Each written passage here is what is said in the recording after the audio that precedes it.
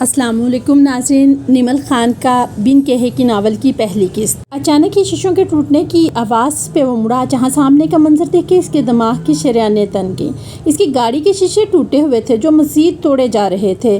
ہاتھ میں لوہے کا راڈ لے کر وہ لڑکی بڑے آرام سے اس کی گاڑی کا حشر خراب کر رہی تھی، اور بس وہ اپنے گارڈز کی اس کی طرف پیش قدمی کو اشارے سے روک کر ہونٹ پیچھے اس کی جرأت کو دیکھ رہا تھا، اور یہ تماشا دیکھنے کے لیے لوگوں کی بڑی تعداد موجود تھی۔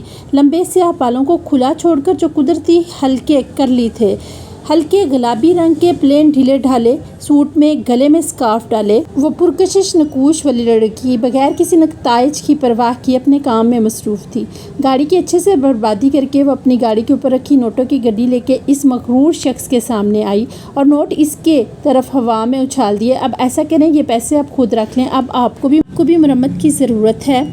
میرا مطلب ہے آپ کی گاڑی کو۔ ایک آنکھ دبا کے سر تاثرات دکھا کر ڈرائیور کو گاڑی ٹھیک کروانے کے لیے اشارہ کرتی وہ خود ٹیکسی لے کر وہاں سے چلی گئی، جبکہ وہیں پہ کھڑے نواب زادہ رافع اسکندر، جو کہ سیاہ شلوار قمیض میں سیاہ ہی چادر کندھوں پر ڈالے، اب سر تاثرات کے ساتھ اپنے رائٹ مین کو اس لڑکی کا پتہ کراؤ کہتا ہوا پراسرار خاموشی کے ساتھ پلٹ گیا۔ کسی کی دھاڑ کی آواز آفس کے پرسکون مصروف ماحول میں گونجی تو سب آفس کی طرف دیکھنے لگے، جہاں سے ان کی ایک امپلائر ہوتے ہوئے نکلی۔ بغیر کسی کی طرف دیکھے اس نے اپنا سامان لیتی ہوئی ماڈرن لڑکی منہ میں کچھ بڑبڑاتے وہاں سے چلی گئی۔ اس کی جاب کے تیسرے مہینے کا دوسرا واقعہ تھا جب باس نے کسی لڑکی کو ڈانٹ کے نکال دیا تھا۔ باقیوں کی نسبت وہ خاموشی سے اپنا کام کرتی رہی۔ بڑی سی سیاہ چادر جس سے بامشکل اس کے کپڑے نظر آتے تھے، نقاب کے ساتھ وہ خود کو اچھے سے ڈھانپنا جانتی تھی۔ ارد گرد سے بے نیاز وہ جانتی تھی کہ اپنے کام سے کام رکھنے والے افراد کو مسائل کا سامنا نہیں کرنا پڑتا، اور ایسا ہی تھا۔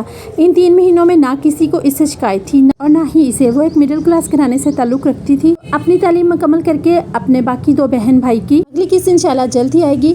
مجھے امید ہے کہ آپ کو میری یہ کہانی پسند آئے گی، تو پلیز میرے چینل کو ضرور سبسکرائب کیجیے گا تاکہ نئی قسط آپ تک پہنچ سکے۔